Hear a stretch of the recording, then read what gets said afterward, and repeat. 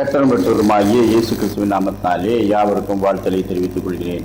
கலிபோர்னியாவிலே தெருப்பிரசங்கம் செய்து கொண்டிருந்த ஒரு குழுவினரிடத்திலே அநேகர் சூழ்ந்து கொண்டு பல கேள்விகளை கேட்டார்கள். அதிலே ஒருவர் குறிப்பாக, இந்த உலகத்திலே எத்தனையோ மதங்கள் இருக்கிறது, அப்படி இருக்கும்போது இயேசு ஒருவரை கர்த்தர், அவருடைய மார்க்கத்தை அன்றி வேறு மார்க்கம் இல்லை என்று சொல்லி நீங்கள் பிரசங்கிக்கிறீர்களே, இது எந்த வகையில் நியாயம் என்று ஒருவர் கேட்டார். அப்போது அந்த ஊழியத்தை நடத்துகிற தலைமை போதகர் அவருக்கு சொன்னார், இந்த உலகிலே பல மதங்கள் இருக்கிறது என்று நீங்கள் சொல்லுகிறீர்கள். முதலாவது அது தவறு. பரிசுத்த வேதாகமம் மக்களை ரெண்டே பிரிவாகத்தான் பிரிக்கிறது.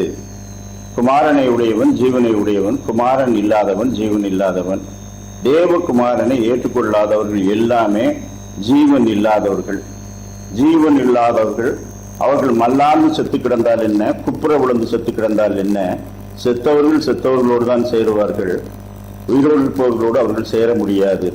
எனவே இந்த உலகத்தில் ரெண்டு மதங்கள் தான் இருக்கிறது. அவரை விசுவாசிக்கிறவன் ஆக்கினைக்குள்ளாக தீர்க்கப்படான், அவரை விசுவாசியாதவனோ ஆக்கினைக்குள்ளாக தீர்க்கப்பட்டாயிற்று. எனவே தேவகுமாரனை விசுவாசிக்கிறவர்கள் விசுவாசியாதவர்கள், விசுவாசியாதவர்களுக்குள்ளே ஆயிரம் ஆயிரம் மகான்கள் என்று நீங்கள் சொல்லுகிற அநேகர் தோன்றியிருக்கிறார்கள். செத்தவர்களை அடக்கம் பண்ணினாலும் எரித்தாலும் அல்லது பகுதி பகுதியாக வெட்டி ஆராய்ந்து பார்த்து விட்டு புதைத்தாலும் அதனால அவர்களுக்கு ஜீவன் வந்து விட போவதில்லை. அதே போல்தான் தேவகுமாரனை விசுவாசிக்காதவர்கள், அவர்கள் எப்படிப்பட்ட மார்க்கத்தில் இருந்தாலும், மார்க்கம் என்று சொல்லப்படுகிறவர்களில் இருந்தாலும் அதனால் ஒரு பிரயோஜனம் இல்லை. ஒன்று தெரியுமா, போலீஸ் இராணுவம் ஆகியவற்றுக்கு கட்டுப்பாடுகள் உண்டு, விதிகள் உண்டு, யூனிஃபார்ம் உண்டு. நாட்டின் பிற சட்டங்களுக்கு மட்டுமே உட்பட்டவர்கள் அவர்கள் பாமர மக்கள். போலீஸுக்கு இருக்கிற அதிகாரம் தான் எங்களுக்கும் இருக்கிறது என்று ஒருவர் சொல்ல முடியாது. ராணுவம் செய்கிற வேலையை நாங்களும் செய்வோம் என்று ஒருவர் சொல்ல முடியாது. தேவகுமாரனை பின் செல்லுகிறவர்களுக்குரிய மகிமையை வேறொருவருக்கும் அவர் கொடுக்கவில்லை. படைத்தவர் ஒருவராகத்தான் இருக்க முடியும். சகலமும் அவர் மூலமாய் உண்டாயிற்று, உண்டானதென்றும் அவராலே இல்லாமல் உண்டாகவில்லை. எவன் இப்படி நான் தான் எல்லாவற்றையும் படைத்தேன் என்று சொல்லத்தக்க தகுதி இல்லாதவனோ அவன் கடவுள் அல்ல. எவன் நான் என்னென்னைக்கும் இருக்கிறேன் என்று சொல்ல தகுதி இல்லாதவனோ அவன் கடவுள் அல்ல. இதோ உலகத்தில் முடிவு புரிகின்ற உங்களோடு இருக்கிறேன் என்று சொல்லுகிறவர் ஒரே ஒருவர் தான், அவர் தான் தேவகுமாரனாகிய இயேசு கிறிஸ்து. அவரை விசுவாசியாதவர்கள் எல்லாமே ஒரே மதத்தை தான் சேர்ந்தவர்கள்.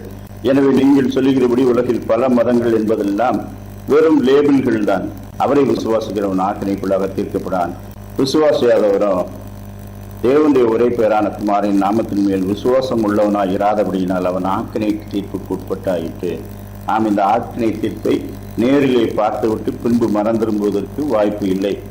எனவே இப்பொழுதே நீங்கள் உங்களை ஆயத்தம் பண்ணி கர்த்தருடைய சத்தத்துக்கு செவி கொடுத்து அவரை விசுவாசித்து மனம் திரும்பி அவரை ஏற்றுக்கொள்ளுங்கள். அதுதான் புத்திசாலித்தனமான செயல் என்று சொல்லி அவர்களுக்கு சொன்னார்.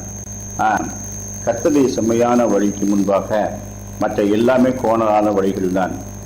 நேர்கோடு ஒன்றுதான் இருக்க முடியும். எது நேர்கோடு இல்லையோ அது வளைவான கோணலான கோடு தான். எனவே நாம் ஜாக்கிரதை உள்ளவர்களாக இருந்து தேவகுமார் மீது விசுவாசம் வைத்து அதை காத்துக்கொள்வோமாக. கர்த்தர் தாமே அப்படிப்பட்ட நல்ல சிந்தனைகளை இந்த நாளிலும் நமக்கு தந்தருள்வாராக. ஆமென்.